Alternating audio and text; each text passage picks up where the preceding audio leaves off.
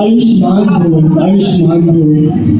मम भाग्यम अस्ति वयं भवतः सेवा कर्तुं प्राप्नुमः। अहं त्वया प्रसन्नः अस्मि। अहं वर ददामि यत् इच्छसि तद् वद। गुरुवर्य त्वं भविष्य जानासि, अतः आशिषय मां भविष्ये उपयोगी भविष्यामि। तथास्तु तथास्तु। अशा प्रकारे प्रसन्न झालेल्या दुर्वासाने कुंतीला वशीकरण मंत्र दिला व तू ज्या देवाचे स्मरण करशील त्या देवापासून तुला पुत्रप्राप्ती होईल असे सांगितले। कुमारी असलेल्या कुंतीने हे कसे शक्य आहे असा विचार करून सूर्यदेवांची प्रार्थना केली व सूर्यदेव प्रगट झाले।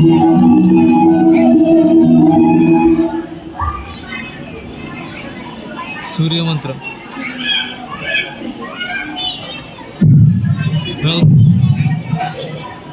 स्किप करा पाणी टाकताना।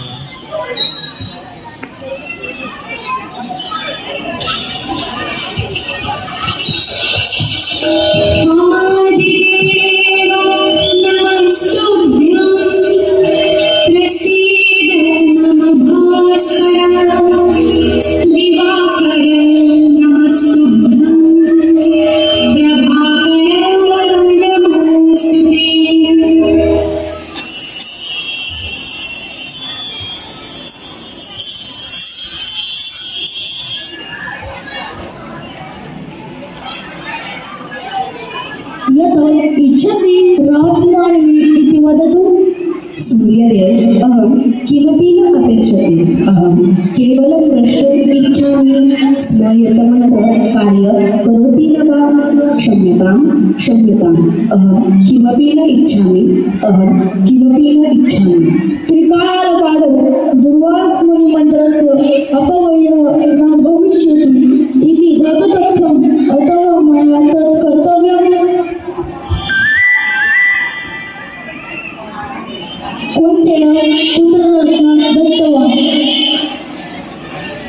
सूर्यदेव अहं कुमारी इति नाम बालस्य पालनं कर्तुं न शक्नोमि।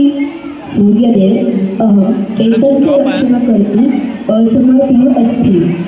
राजपुत्री मया एतत् शिशु जन्मतः एव कवचकुण्डलं दत्तेन सह स्वस्य रक्षणं कर्तुं शक्नोति। इथे स्टॉप आहे। असे बोलून सूर्यदेव अदृश्य झाले। आता या बालकाचे मी काय करू असा विचार करून कुंतीने त्या बालकास एका टोपलीत ठेवले व ती टोपली गंगेच्या पाण्यात सोडून दिली। त्यानंतर ते बालक एका अधिराज नावाच्या सुताला सापडले। त्या टोपलीने त्याचे पालन पोषण केले। त्याच्या आईचे नाव राधा होते, वरून नंतर कर्णाला राधेया या नावानेही संबोधले जाऊ लागले। अशा प्रकारे कर्णजन्म झाला।